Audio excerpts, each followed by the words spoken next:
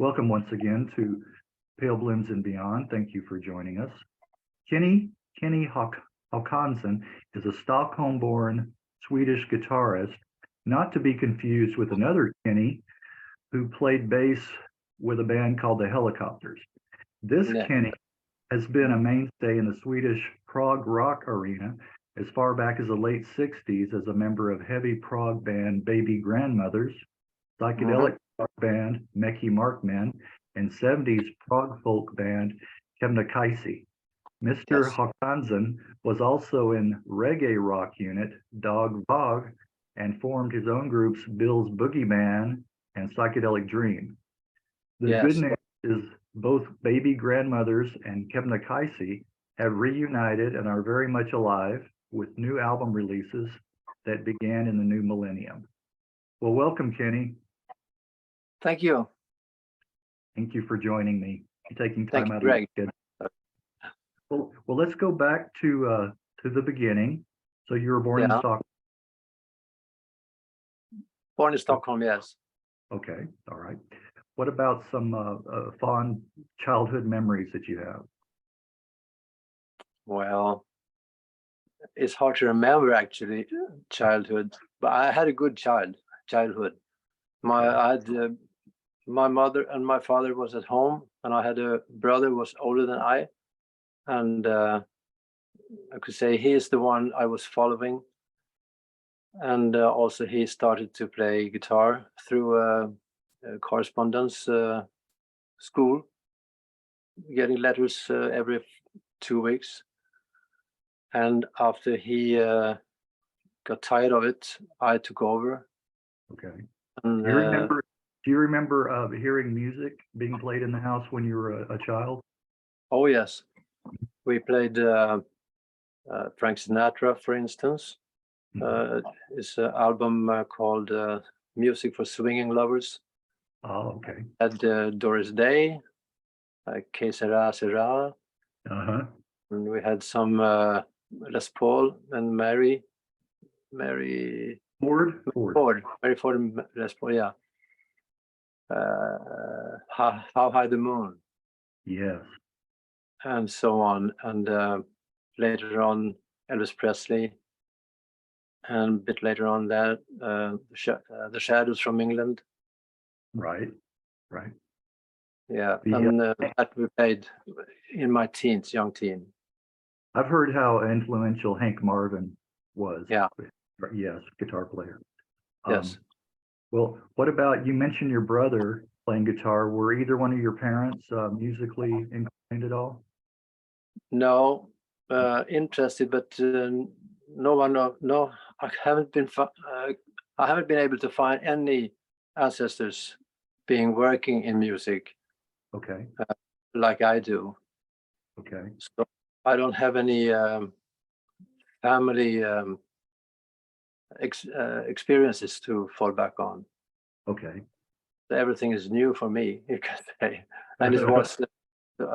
And also, I did try to go to guitar lessons for a couple of times, but there was a group then playing, and after two times going to that class, I noticed that they didn't play between the lessons, between the school.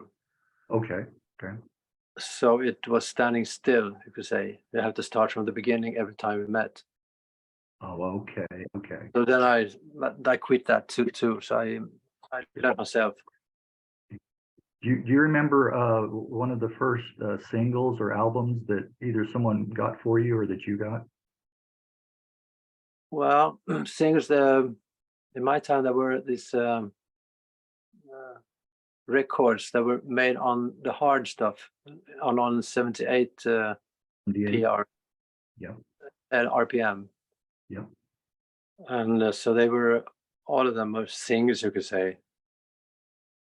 And I can't say the first one, but Bill Haley was very early. Oh, okay. Yeah. And after, well, even Elvis Presley, I think, did albums on this hard stuff. I don't know what it's called. Okay. Well, 7 to 8 reels per minute. yes. I know my dad used to have a lot of 78s, the big 78s. Yeah, Well, yeah. what tell the story about you were a fan of the trombone before the guitar, and at age 15 you went to the music store, and what happened? Well, I was supposed to buy myself a trombone. I've been working, make myself 500 kroners. That is about at that time it was about $100. I think dollar were 5 kroner worth by that time. And they had an electric guitar in that shop, and I couldn't resist that. So it was almost, it looked like this Les Paul, but it was a German brand called Hofner. Yes, yes. And I bought that one instead and started to play on that one, because I was in a youth band playing not trombone, but trombone with valves. The trumpet. Not the trumpet, the big one. Sounded like a trombone, but it's with the valves instead of trombone slide. Okay. And playing military music and just entertaining music. And in that band, there was a drummer, and my brother played the tuba. And after I bought this guitar, my brother bought himself a bass guitar in the same brand, also Hofner, same as Paul McCartney uses. And we started a band. Okay. That was in early 60, 61, 62 or something. Okay. Well, what was the name of the band? What did you call yourselves? The Agents. Okay. Yeah. And we had, every band in that time had some kind of signature tune. Uh-huh.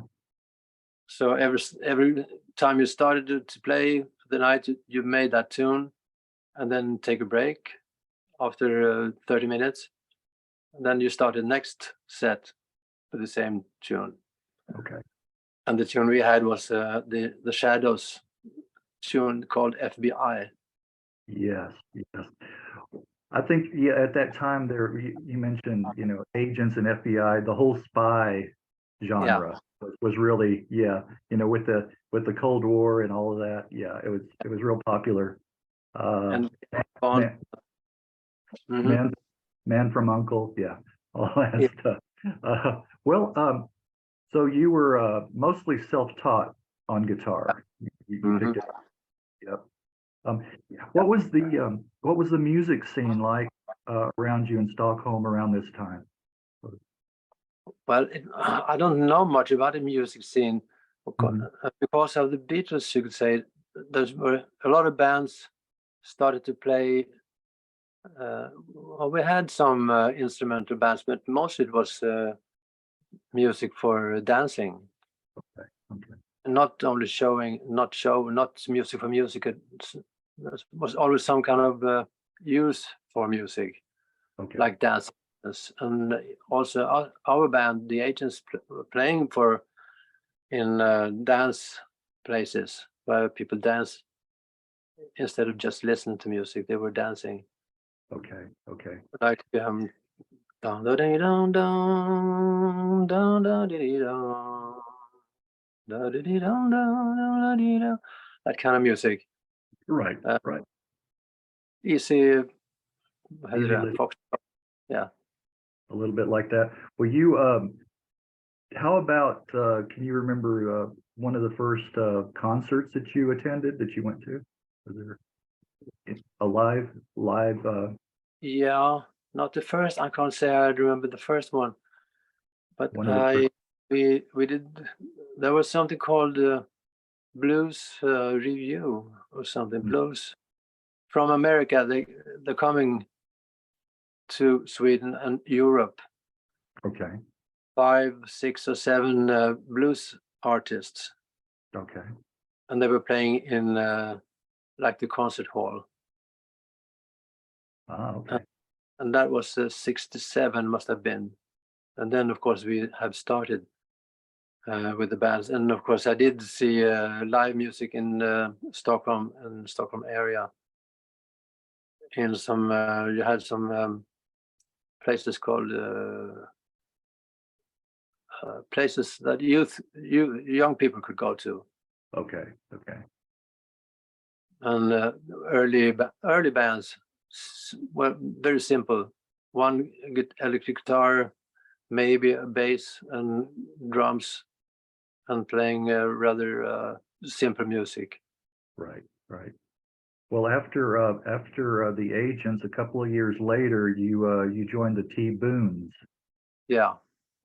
So that name was T-Boons, not to be confused with the American T-Bones. Was that right?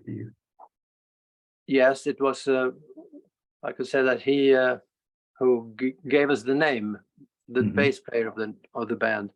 Okay. I think he knew about T-Bone Walker. Oh, and T-Bone Walker, yes. Right. Yeah. Right. So I think that's why the name was. And T-Bones was more or less a blues band, like the Rolling Stones. Like the Rolling Stones. Okay. Okay. Picking up songs from the same source as the Rolling Stones did. Rolling Stones. Okay. Well, did the band, the T-Boons, have any recorded output? We have 3 singles. Okay.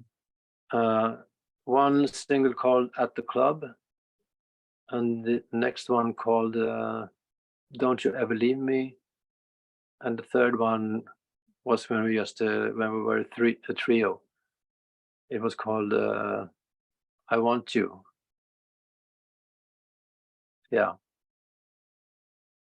So the first 2 singles, the first one I wasn't a part of. I haven't started with that band yet. And the second one we did together. And the last one we were just 3 people. Okay.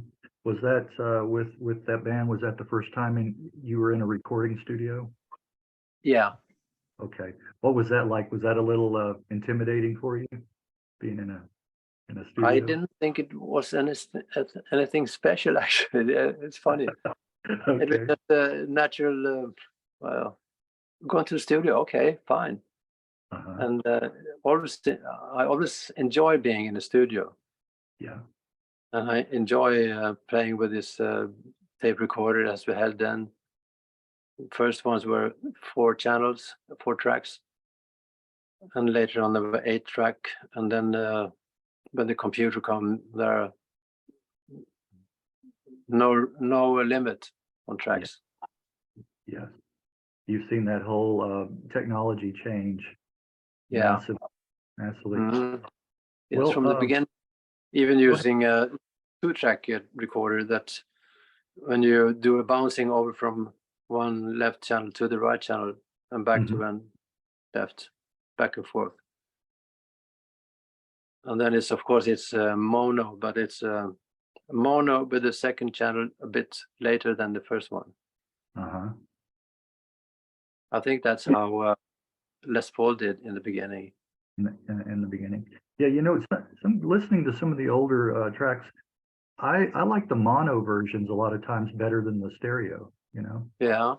It's different, but sometimes it's clearer. I don't know. Yeah. What it is. Well, then you formed your own band, Baby Grandmothers, in 67. Yeah. Who were the other members, and how did that band come together?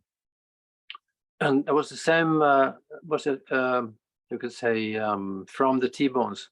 Okay. We started to play in a club in Stockholm called Philips.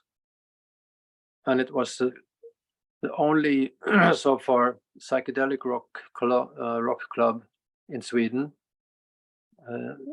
Everybody came there, all the artists coming to Sweden, Zappa's band, and a lot of bands came there to see, because it was the hip place in '67, and the band T-Bones were playing there. But after a while, I didn't want to have my regular job, which was in the telephone company, and the drummer didn't want to keep on his regular job, who was in a hospital. Okay. He was a janitor, and I was in the drawing office. So we quit our jobs, but the bass player, he didn't want to quit his job. He was a carpenter. He was making guitars and speaker cabinets, and he didn't want to stop that. So then the drummer and I, found another bass player in this club, and the Bill Erstrom, who was the producer of many bands by then, he was one of the owners of the club, and he gave us the name Baby Grandmothers. Oh, he gave you that name. Okay. Yeah, What did he tell you what that meant? Well, young people, old at heart. I don't know what to say, but young and old at the same time. Or it was just playing with words from the Mothers of Invention and so on. I don't know where he got it from. Okay. So it's we kept that name. We thought it sounded cool. Well, I think it does. It's lasted this long, and I think even today it does. Well, you mentioned that the club that you played in, did they have a nice light show? You know? Yeah, not much of a light show. It's just one projector or maybe two. Okay. One strobe light and another with this floating colors. Okay, right. And it was very well, not very technically high. Okay, a little primitive. Very, yes. Okay. Well, you guys, Baby Grandmothers, you did release one album. Yeah. Were Just you a happy? single. Okay. Were you happy with the way it turned out? Yeah. It was we were on a tour in Finland, who is a neighbors to us, you could say, but there's a little sea between us called the Baltic Sea. And there was one guy from Finland who came and saw us and heard us in Philips, this psychedelic club. And he wanted us to come over for some kind of festival in Helsinki.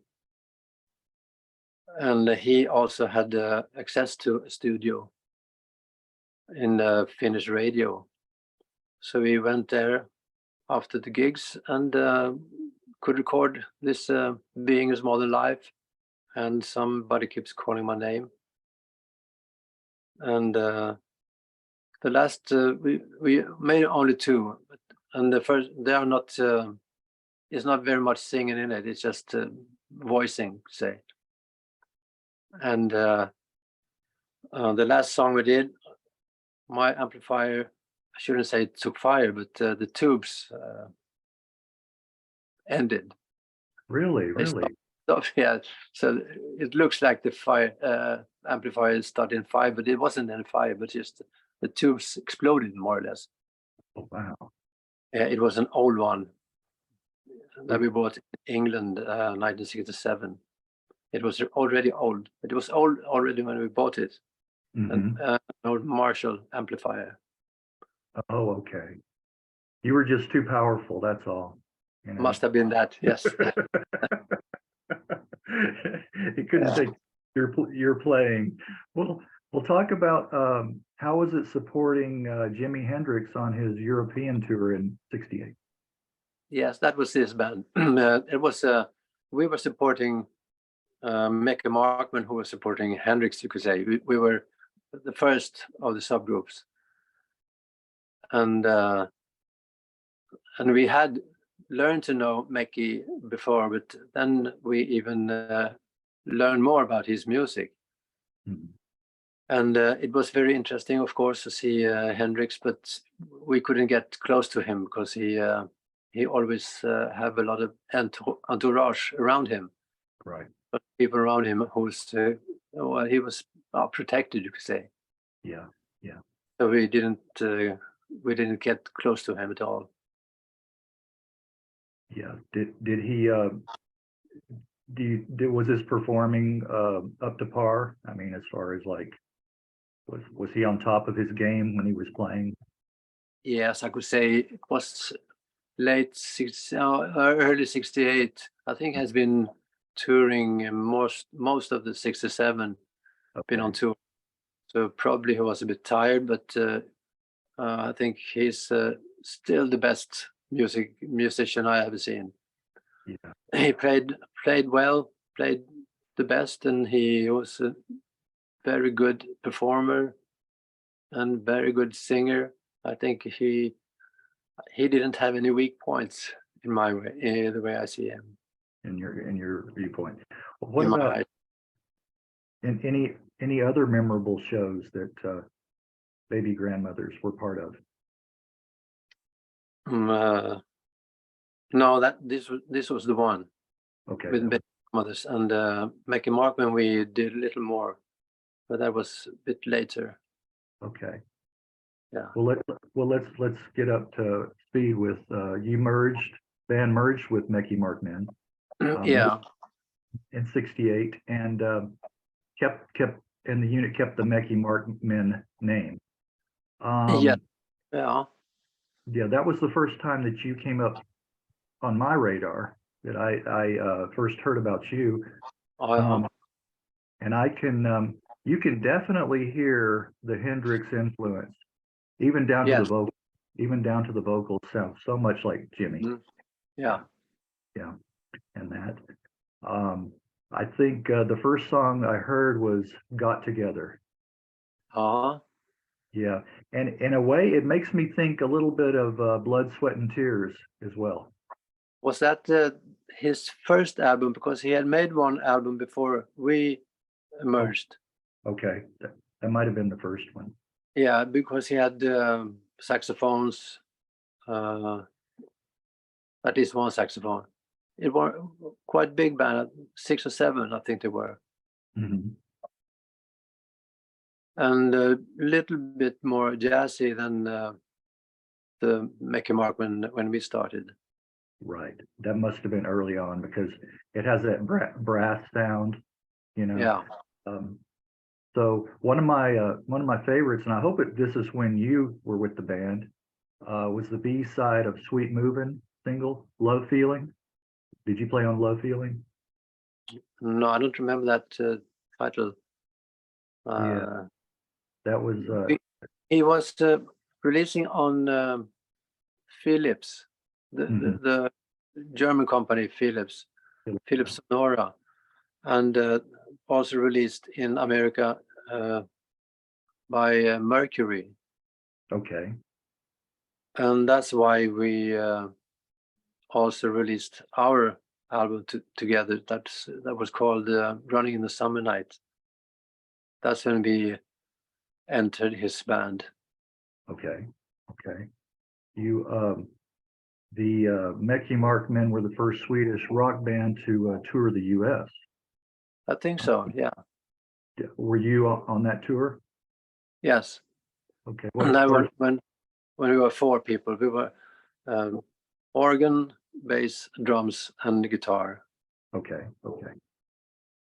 Do you remember any memories of that U.S. tour? Yeah, we never had any money. We had a very nice manager. He was from England, and he came over to Sweden in the late 68, or no, even 69. Late 69. We have been playing in the Royal Opera House with the Mecki Mark Men.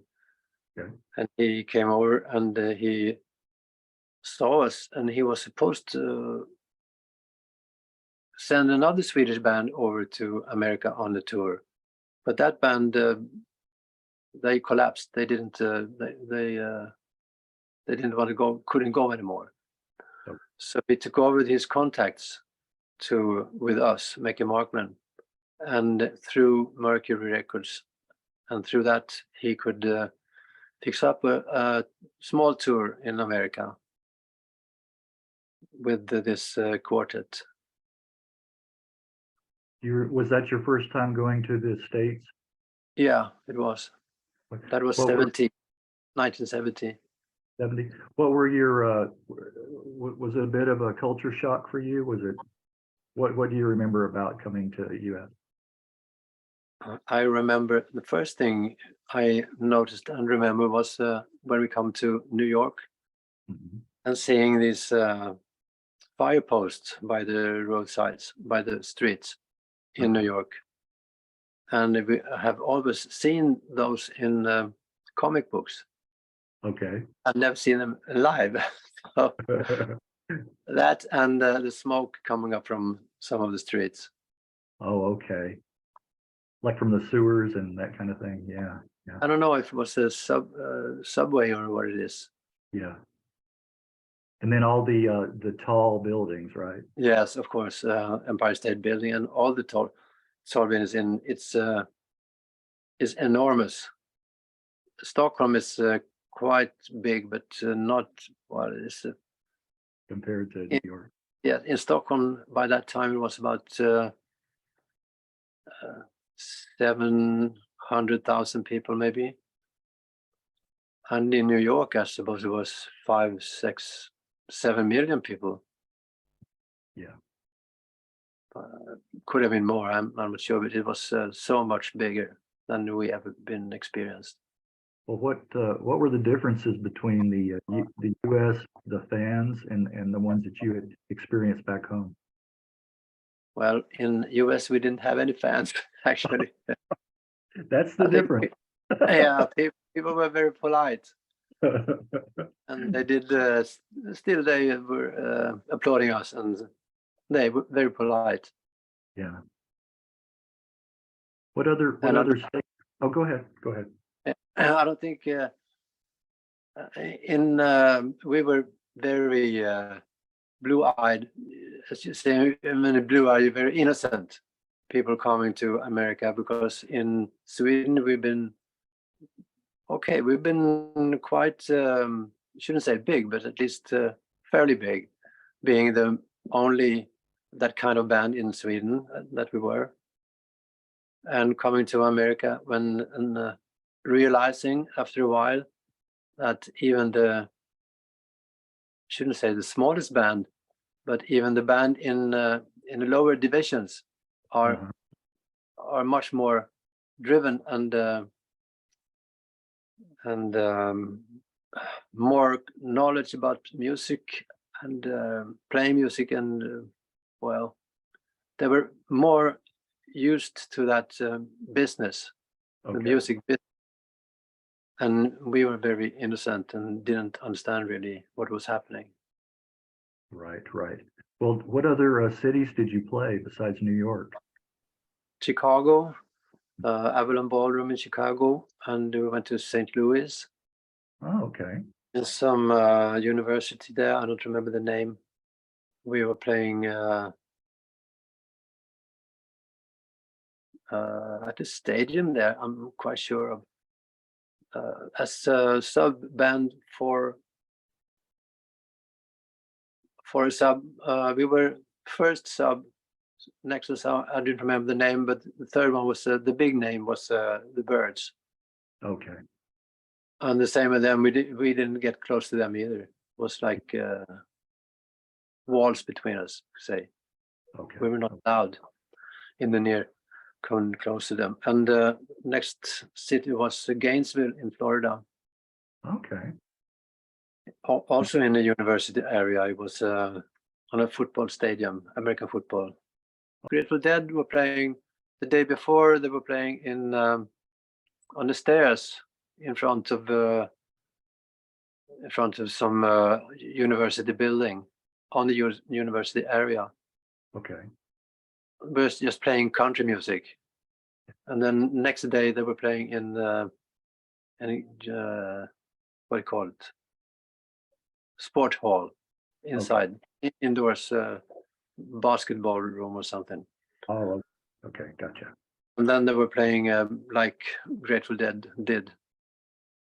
And I didn't realize when the band before them, I didn't realize when they stopped and Grateful Dead started, because there was a floating change. Okay. And that was also very interesting for me. And in Gainesville, the big name there was Sly and the Family Stone. Oh, all right. And Grand Funk Railroad a bit early. Yeah. I've always been a fan of Grand Funk. Yes. Yeah. That was outside on the stadium, and it was great. It was huge in my eyes. Everything was so big and huge and loud, more than I could understand. So it was kind of a learning experience for you guys. Yeah, really. Yeah. Well, of course, you didn't come anywhere close to Texas. I know that. No. And I think it was the most west we came. Yeah. Well, you next came Kebnekajse, right? Kebnekajse. Yes, when we came home, this was in 70, and we were in America from April 15 until June 15. Okay. And then when we came home to Sweden, we didn't have more than, we had 1 cent each in our pockets. And we did a few more gigs in Sweden, and about half a year, 6 months later, I wanted to start a new band. That was Kebnekajse. Okay. Yeah. Well, then go ahead. Yeah, and when we started in the beginning, I wanted us to sound more like Mountain or something like that. Mm-hmm. But we didn't manage to do that, of course. And later on, a year later than that, in the 72, I was on a tour with a Swedish singer-songwriter, quite famous in Sweden, and they had 2 fiddle players with them in this package of that we were touring. There was a singer, the artist, and there was a piano player, and there was a stand-up bass, and it was a guitar. That was me, and then there were 2 fiddle players, and they played some Swedish folk music. And that was the first time I could say I discovered the Swedish folk tunes. And then I realized that, okay, why go over the ocean to find some music? I can find some here. Right there. Yeah. Well, you know what's interesting to me about traditional folk music is how similar it sounds all over the world. The roots music. Mm-hmm. So I find that very fascinating. Well, Pele and Bella followed you. Yeah. Did I say their names right? Pele and Bella. Yeah. Followed you. And on the first album from 1971, I like the prog elements, the progressive, but there's seems to be more structure, more melody than the Mecki Mark Men. Yeah, and I like the country elements. Okay. Yes. That are in there as well. I think it's good fusion of sound. Yeah, it was still very much affected, or how I could say it, from American music. Yeah. Even this country it's all about. Uh-huh. And but the next album we made with Kebnekajse, that's when we started, more or less, you could say, from as it happened to be later on, and still today, when we started to play these folk tunes, the fiddle tunes, more or less. Yes, I was going to comment on that on the second album. especially the opening track, that's gorgeous. I think that's just a beautiful song. And again, you mentioned the folk influence Yeah. on that album. Yes, that song is a folk song. It's a fiddle song to start with. Yes. And it's from this area where I am now today. Yeah. In mid Sweden. It's you could say it's north of Sweden, but it's in the middle of Sweden. It's very strong winters and good summers. Well, when you do have the snow there, could you send me some pictures of it? I said, you want snow? Okay. You have to mail it to me, the actual snow. You have to send it to me because here it's going to be water when it gets right. It's going to be melted. Yeah. Well, here we don't get maybe one day out of the winter we'll get ice or snow, so we don't have any winters to speak of. Yeah. No, I cannot say that. I know you have very hot summers. Yes, we do. Yes, we do. Yeah. The last few days have been very, very hot, and we still have this month and probably September still look forward to. Well, I wanted to say, I think another comparison with Mecki Mark Men, don't take this the wrong way. I think Mecki Mark Men was a little one-dimensional, and I think with Kebnekajse, you're more multi-dimensional, taking in a lot of different elements. Yes, we were 10 people. Right. And we were 5 guitarists and 2 bass players and 2 drum sets. And one guy from Africa playing djembe and other percussion stuff. Yes, I like that. I like that as well. Yeah. And I don't think we were 10 people in the recordings because I think we only used one drummer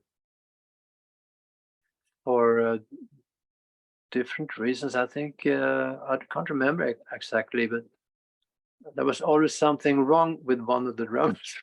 Okay.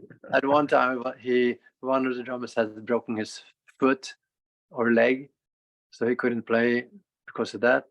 Oh. And I can't remember the reason why they didn't play 2, because I love 2 drummers playing at the same time. Yes, I like that sound. Well, did you guys did it in the studio? Did you do most everything in one take, or did it take several takes? Mostly one take. It was like live recordings, more or less. Okay, I think that comes through in the album, in the product. Yeah. I think through. I like that live sound. I wanted to mention on 3, on your third album from '75, it may be my favorite Keb song. Is the opener, Leksands Broodmarsh? Yeah. Yeah, that may be one of my favorite or one of my favorites.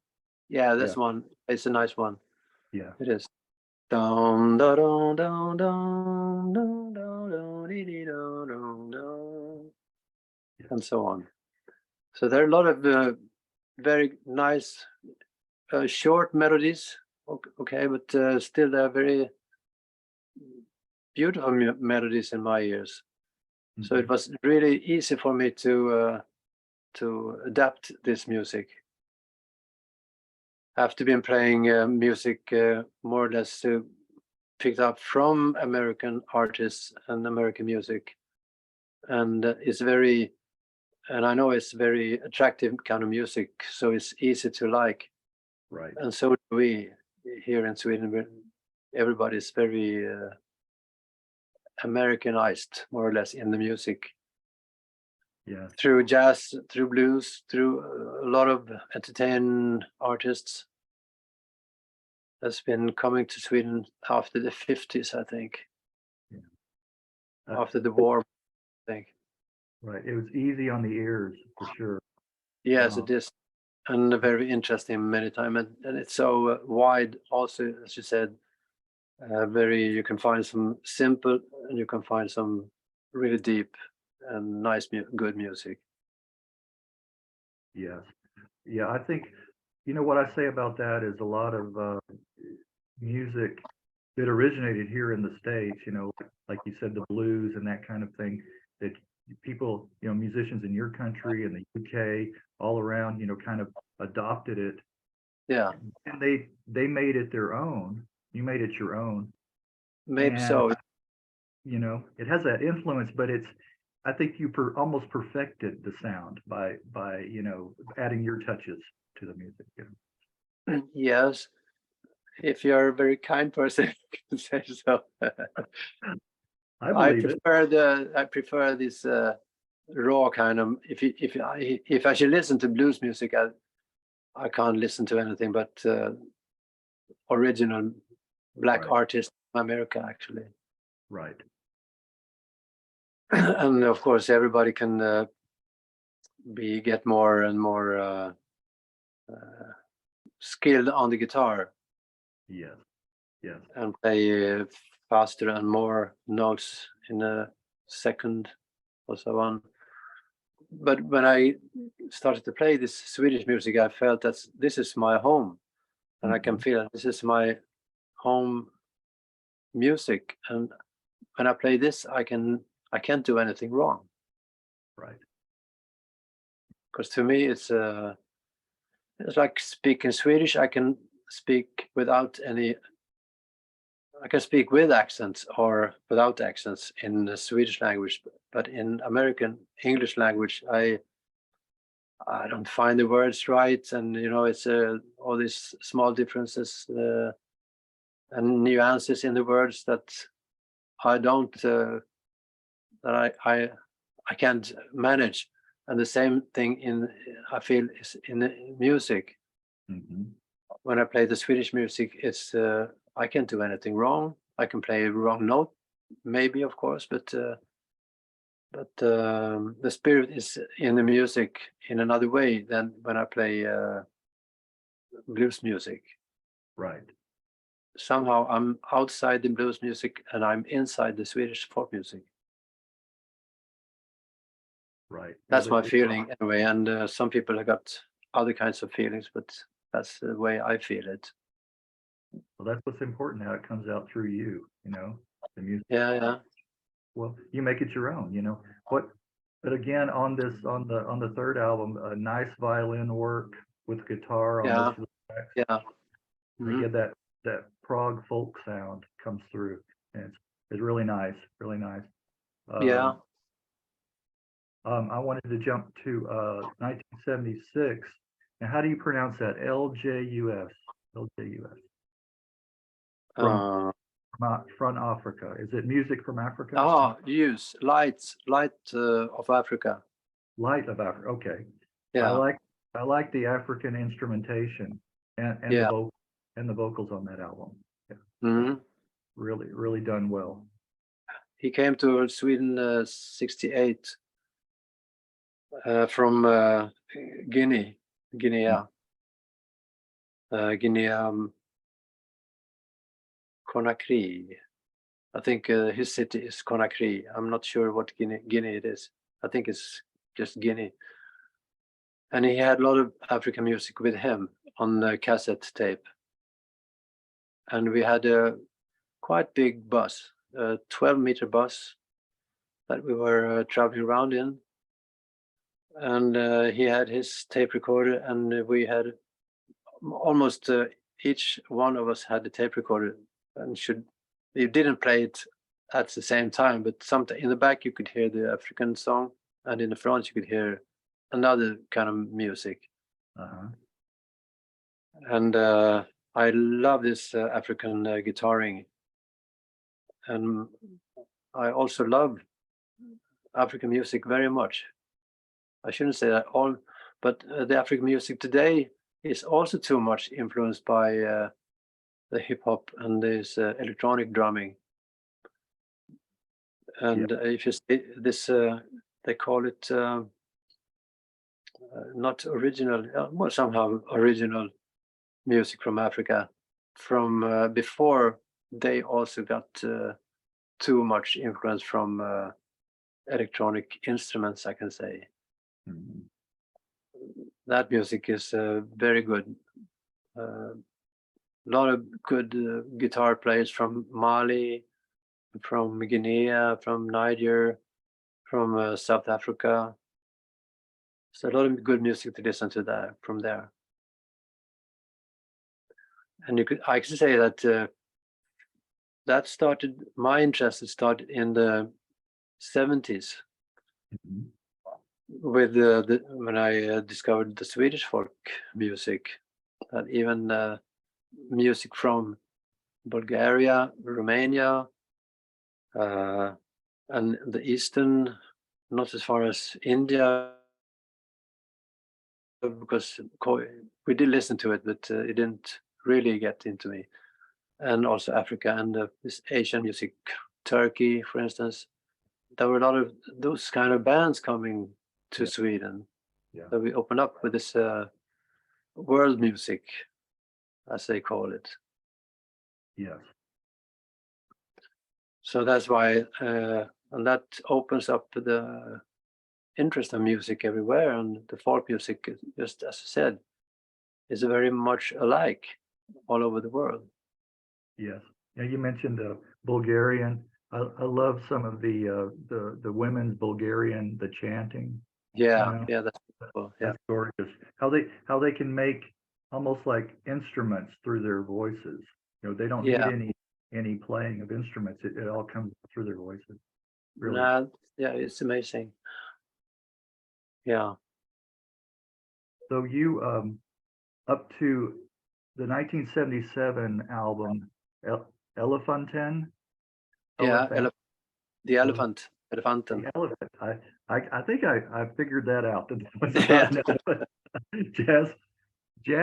It has kind of a jazz rock feel to those tracks. More jazz. And Yeah. probably the most commercial of any Keb album. As far as Maybe, yeah. the music gets commercial, as far as that music, up to that point. And also we use different rhythm.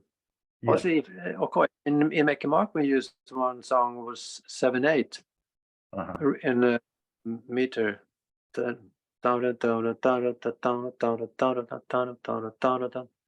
And in this one, Elefanten, we use one song in 5/8. Yeah. So that's a bit progressive, I think. Yeah. Yeah. You left the band after the release, right? After that one? Yeah. Yeah. Was it because the direction they were going was not the direction you wanted to go? Yes, we were shouldn't say too many, what do you say? Wanted to go to different directions, yes. And I wanted to keep on more to the folk song direction. Right. And right. the other guys, or at least some of the guys, wanted to play the more contemporary, like Jean-Luc Ponty, violin player, Yeah. and Stanley Clarke, bass player. Some more jazz of that time, rock jazz rock. Right. More fusion kind of jazz, that kind of stuff. Yeah. Well, and I wasn't interested. I wasn't in that. Yeah, I like to listen to it, but I didn't want to play it. Right. Well, did you enjoy your time in Dag Vag? Yes, that was very fun. Much, yes, at least for 2 years. I started late 79 and I ended late 81.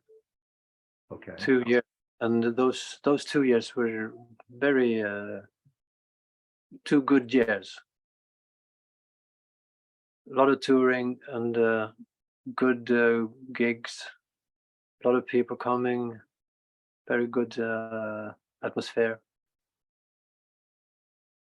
Yeah, the band became a little quite popular, didn't it? Yes, we were very popular in Sweden. Mm-hmm. I shouldn't say the most popular, but third, 5 something. Yes, we were popular. We were a couple of times in the national television. made quite a few albums. Mhm. So you performed live on television? Yeah. Okay. Because I know a lot of bands, would lip sync. They would have a recording and they would just pretend like you're lip syncing. But you guys actually perform live. Okay. Yes, we did. Okay. How was that experience? Did you enjoy that? Yes, it's fun because it's a lot of things happening around you, Mhm. and it's I've never been nervous or so. It's just you could say it's just another gig more or less, but it's, you play one song. Maybe Mhm. you can play one more song later on, but it's on time now. Then you start now. That's on the second because the show must be split in seconds more or less. Uh, So you can't start too late, and the song cannot be too long. It has to be 3 minutes 54 seconds, for instance, and maybe the same the next song. And so it's but it's fun anyway because there were audience, so it wasn't just in a dead studio. It was right. audience. Right. You did enjoy that. We'll talk about forming Bill's Boogie Band in the mid '80s. Yeah, that was more or less Bill who formed it. Because he was in a band called Jukka Tolonen Bänti, Jukka Tolonen Band. He was a guitarist from Finland. Maybe you could also look up, because he is on a level of the best in the world. Okay, what is his name again? Jukka, Jukka, Uh-huh. Tolonen, Tolonen. Okay. I will make a note of that. Yeah. Mm. So they had a band touring a lot of touring in Europe, Germany, Denmark, and they were playing some fusion. Okay. And Bill was playing conga in that band, and he wanted to stay to form a blues band, blues and boogie, and that's what we did.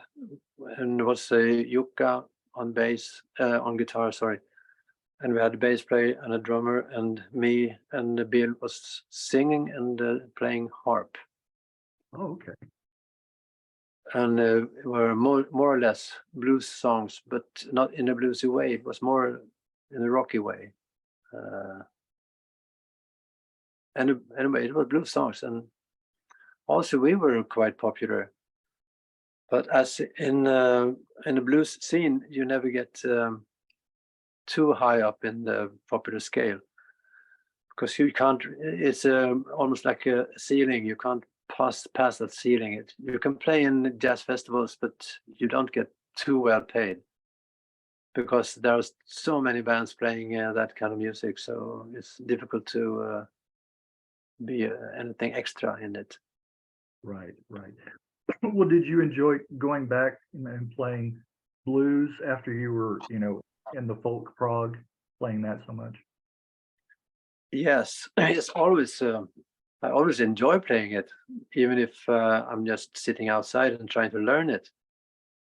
But it's mostly fun gigs, and Bill is a good performer, so he can make everybody happy, even if it's a blues song.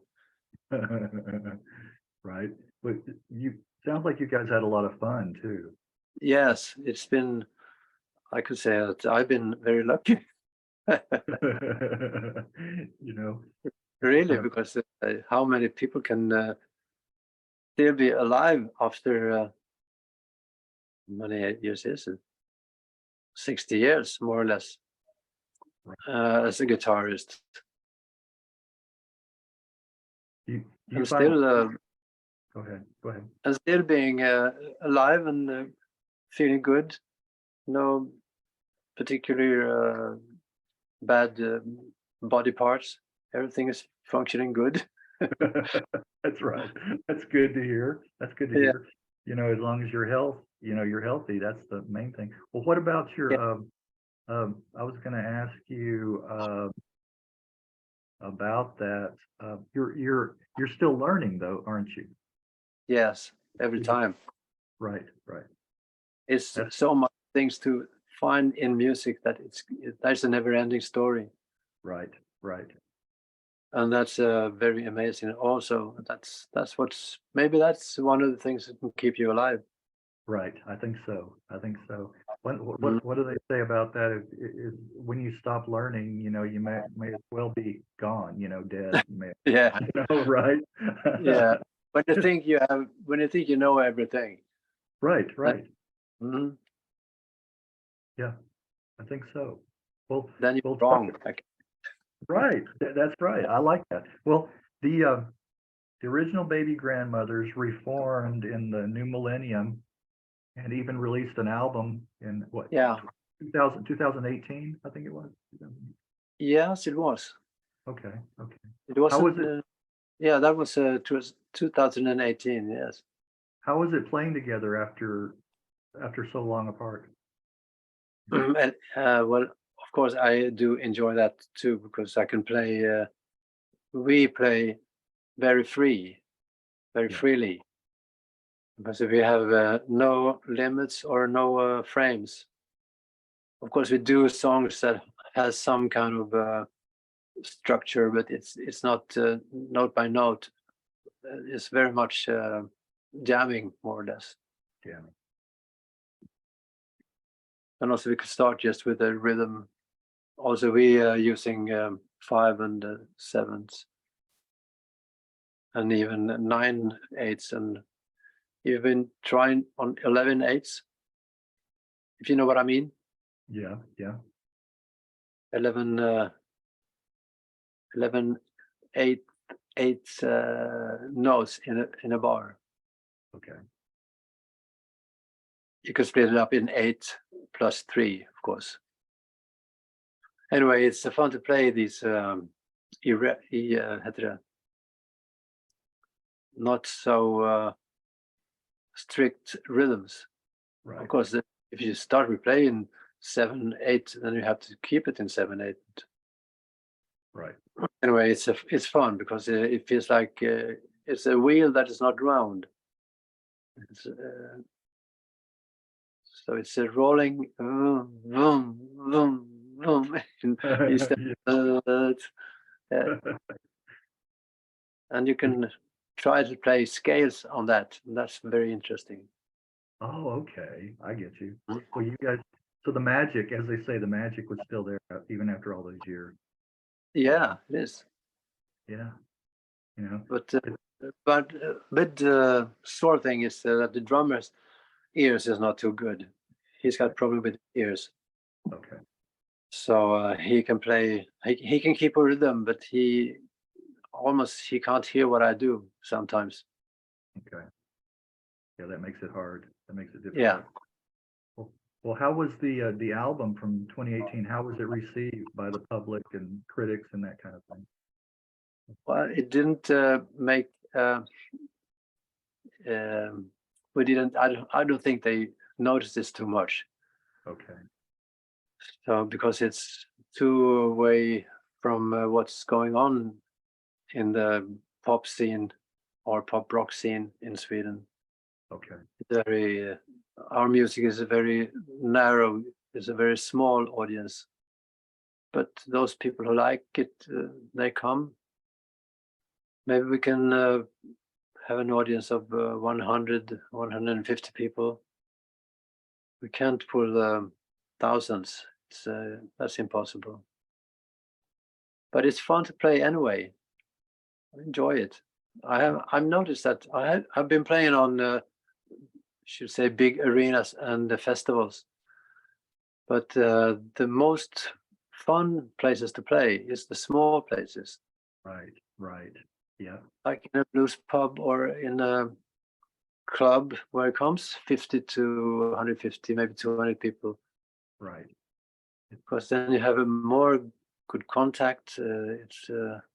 Yep, And you can play freely. You can play 1 hour if you like, or 1.5 half. For in good times you can play 2.5 hours.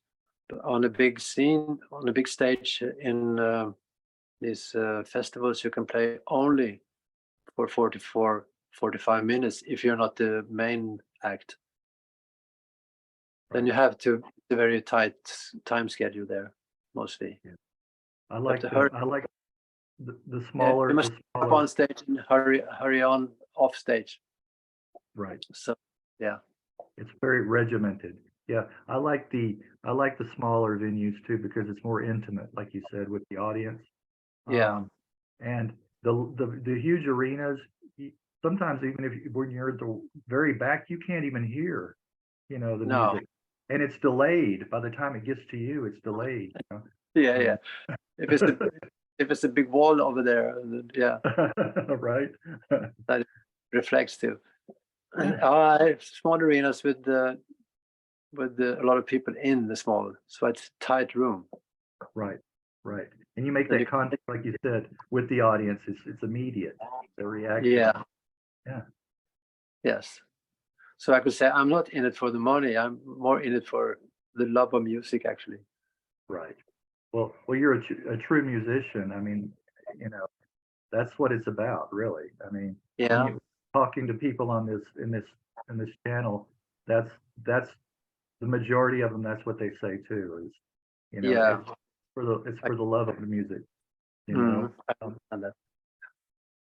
I wanted to ask you about Psychedelic Dream, which is your latest band. How did that form? How did that come together? It was I could say that Bill had a little finger in it also, but in a way that maybe he didn't like, because we were supposed to play in a wedding with Bill, Okay. Bill's Boogie, and he didn't show up. He was in another gig. Oh no. He couldn't come to this wedding. We had decided 3 months earlier that we should do that together. But then after 2 months, or 2 months and 2 weeks, he said that, I'm sorry, I can't do it because my girlfriend is having her birthday party in another part of Sweden, and he had to be there. So then I do it without Bill. So I picked up his lyrics of the blues songs, and then I started to rehearse with the guys and with me as a singer. And instead of doing the blues songs as they are normally, 12 bars, and change and so on, then I changed. So I made new melodies to old blues lyrics. Okay. That's why I call it Psychedelic Dream. And I could even use, I picked lyrics from here and there, actually. Mm-hmm. And from What a Wonderful World, can make another music to that. And some jazz tunes. And some of his lyrics too. And I just made other chords and other kind of rhythm. Okay. Well, let me ask you on your original material, writing that. How do you typically write? Does the music come first and then the lyrics, or the other way around? I don't do much lyrics at all. Actually, it's if I happen to write some lyric, I make music after. Okay. That's the way. Mostly, I can't remember I put any lyrics to any existing music. No. It's easy to, if I have lyrics in front of me, if I write it myself or if I get it from somebody else, as I do now. As a friend of mine writing poems in English and in Swedish, and he doesn't write them in a rhythmical way, and it doesn't rhyme from line to line. Yeah. So he's doing very irregular kind of, and I tried to do music to this one, to that kind, and is also quite interesting. I can't perform anything now of it, but anyway, I do lyrics first and then music. Okay.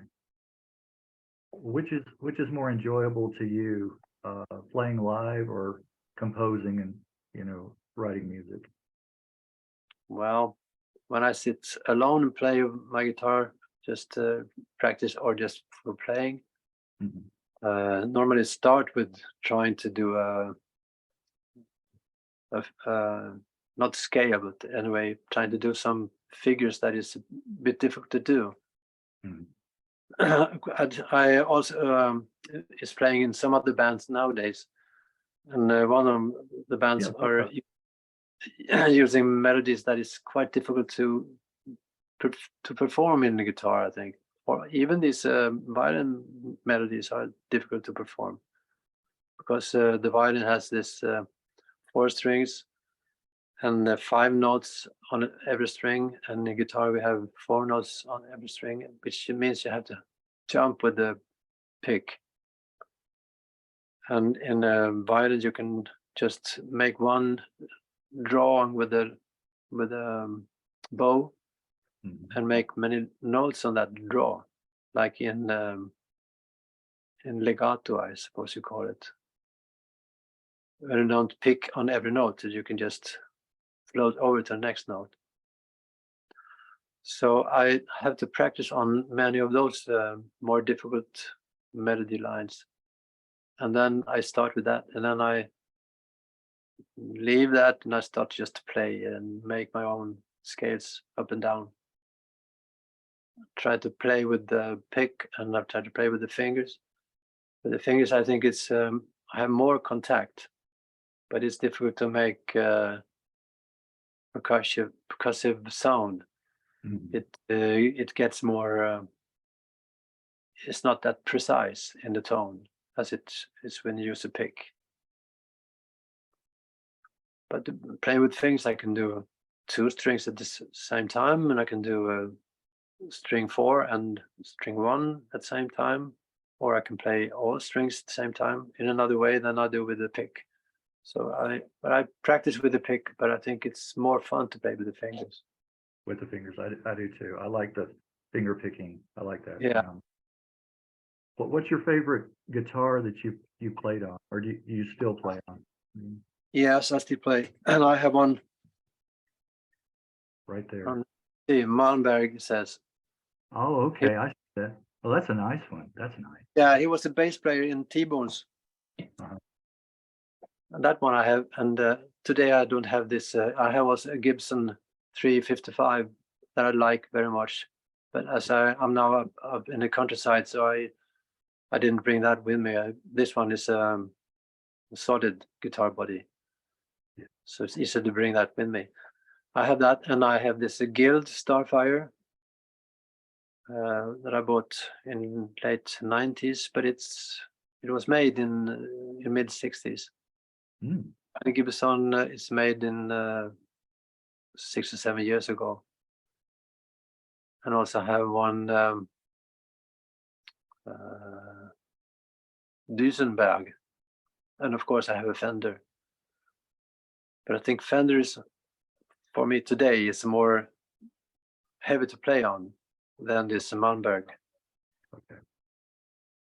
And the Guild is also very easy to play on. It's a bit tighter neck compared to the Gibson, that is a bit wider neck. But I like all guitars. I can't say I have any favorite. But this one, Malmberg, I saw you showed, it has also a tremolo arm. You can bend it from top to bottom really much. But the tremolo arm on Gibson is more like just tremolo. Tremolo, right. Yeah. Have you ever, let me ask you this, have you ever played any other types of guitars like the pedal steel or the steel or the Spanish guitar, those kind of guitars? Yes, I do play acoustic guitar. And I have a Spanish with nylon strings on it. Oh, okay. That's a nice sound. Yeah. Yeah, it's also nice, but I don't use it too much. I like the electric guitar most. Well, Electric guitar can sound how you want it. It can sound clean or distorted, or with echo, with reverb, or all kinds of sound effects. Yeah, that I like. you like that control over that kind of. But Mhm. you want to mention some of the other musicians, artists that you've worked with over the years that you've enjoyed working with? Do you know who Bosse Hansson is? He I've heard. was an organ player. Played with they had a duo, organ and drums, in the middle of 60s. And then he made an album called Lord of the Rings. He was the first one making music from that book, Lord of the Rings. Okay. And that one was a good seller. He sold more than more copies. And that one made him living quite okay for the rest of his life. And they didn't use it for a film. But anyway, it was a good seller because it was released in the timing when this book, Lord of the Rings, were very popular in Sweden. Mm-hmm. And he, I've been playing on all his albums after the Lord of the Rings. He made 4 or 5 or 6 albums. That one is, him. I think that's the one I like best. And all the other artists are only Swedish. I don't think they're very familiar with outside of Sweden. Okay. Well, you were surprised. I was familiar Yeah. with you. Yeah, I was. And maybe because we don't sing in Swedish. Oh, okay, a few words in Swedish, but we don't sing at all. Actually, it's more instrumental music, and I think instrumental music is more international. It is. It really is. You're right. Well, let me ask you about the fans from your early days. Are they pretty loyal? Do you still hear from fans from decades ago? Yes, the 70s when the Kebnekajse started. There's a lot of people that come to us when we play on gigs. We're going to play now soon in next week, actually, Mm-hmm. in an outdoor festival in the countryside of Sweden. And there's a lot of even young people, but of course people of the same age as I am, or a bit younger, maybe born in the middle of 50 and beginning of 60s or so, who were young in 70, between 70 and 80, because that's where our peak time.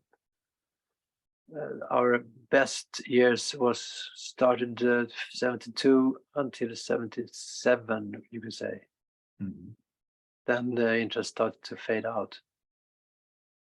But we still have, because our return from, we started again 2004. We did our first gig after 1977. And then we have had about the same amount of audience, and it's not more than 300 or 400. That's okay, actually. In a jazz club in Stockholm called Fasching, there were about almost 400 people in the beginning. Our first gig, 2004, and well, we do have an okay audience. Mixed. The youngest can be around 20, and the oldest can be maybe, I shouldn't say 80, but at least 70. Well, have you noticed resurgence of interest in like your early Baby Grandmothers and the Mecki Mark Men from people today on the internet? Have you noticed people discovering and rediscovering music? No, I haven't noticed that. I couldn't No. say I have. No, I How think we about have to push on it a bit on, for instance, as Facebook and yeah? that platforms. What about emails and posts on your Facebook from fans? You get quite a bit of those. No, not many people is watching my my home site. I do get some reports sometimes from Google Uh-huh. or who it is, and this week 0 persons have been looking at your homepage. Really? Okay. Well, Yeah. as soon as we get this posted, I'm going to put a plug right now. Okay, so people, All right. if you enjoy this interview, be sure and check out Kenny's site and post some comments. Yeah. Very good. Right, right, and on my YouTube channel too. Yeah. Fine. Well, what's going on these days? Any works in progress? Yeah, I keep on all the time. We Mhm. are having a band playing music from this Lord of the Rings, touring with it in Sweden. I shouldn't say touring, but we have gigs, 1 or 2, one weekend, then after 2 months, another weekend, and so on. And the same with Kebnekajse. We have a gig next week and a couple of gigs this fall, but we never have any tours like in 4 or 5 days in a row. It doesn't happen anymore. And I try to keep my own form of music together too. Now I have a trio again with a female drummer and a guitarist from Dag Vag, but at this band he plays the bass instead. And we have a few gigs with that, also in small places, say about maximum 50 people, I think. Mhm. But at least it keeps you going. I have my what, pension? Heard of that word? The money you get from the state every month, being over a certain age. Have you got that in America? Yes. Yeah. So that one, I do have an income every month, even if it's quite small. But together with these gigs I do now and then, it's okay. I can buy cheese and I can buy eggs and stuff. I can even have a car. You And I can also have this place that I am in now. uh-huh. Do you receive any royalties from any of your songs or Yes, no, not some, but we do have some royalties from selling even Baby Grandmothers, actually. Okay. And the record, the album we made, released 2018. Okay. And also there come a royalty from Kebnekajse albums, also the new release. And now and then from the older ones, but it's not on a high level. But it's still, it's I can manage. And I have a wife who's having a regular work. I shouldn't say that she's doing the bread, but more or less. Together we manage good. There you go. Yeah. And you mentioned where you live. It's pretty scenic. You talked about that before we started. Now this is now I'm in the summer house. Okay. And in Stockholm, it's also a own house. It's I don't have any neighbors in the same house, to say. Our nearest neighbor is 15 meters away. So I can play in my house, and that is just south of Stockholm city. takes 10 minutes to come to Stockholm city with a car. Okay. And so we have, say, it's a house there, and we have this house here, and still, so we are doing good, actually, even if we don't do big arenas. Yeah. That would be, I don't know. I don't know if I would like that, even. I don't think I would, and if I was a musician, No. I can relate to that. Well, Yeah. Anything else, Kenny, that you'd like to mention or plug or talk about? No, not really. I think we've been talking about a lot of things. At least I've been talking a lot of things. And, That's what thank you very much for listening. that's what it's about. It's about you, you know. Yeah, So, thank you. Are you a yeah. guitarist too? No, I'm not. No, No. I don't have the discipline. I like the music from your time period when you were in your heyday. Yeah. That's the type of music I like. So, People like you are needed in the world. well, I appreciate that. Yeah, I appreciate that. Yeah, that's what this channel's about too, is unearthing, trying to give maybe some more exposure, and maybe a few decades late, but better late than never, you know. And the ones that are still performing like yourself, you know, hopefully it'll regenerate some more interest and see what kind of. I always enjoy the comments, you know, when people post comments, you know. So see what we get from viewers and too. So you know, I like to expose that, you know, and give that a little credit where credit, maybe bands that should have been bigger, and you know, and you know, for some reason or another didn't quite hit the big time, but